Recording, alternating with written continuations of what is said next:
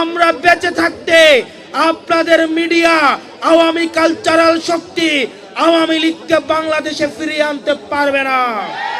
আর আমরা এই রমজান শেষে আমরা প্রত্যেকটা উপজেলায় প্রত্যেকটা ইউনিয়নে আমাদের সাংগঠনিক বিস্তার আমরা ইনশাল্লাহ সম্পন্ন করব।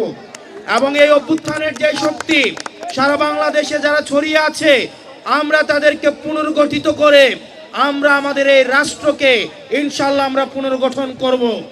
আমরা দেখতে পাচ্ছি পতিত ফ্যাসিস্ট শক্তিকে বিভিন্ন আওয়ামী লীগ কালচারাল বিভিন্ন শক্তি, বিভিন্ন মিডিয়া তাদেরকে রিভাইভ করার চেষ্টা করছে।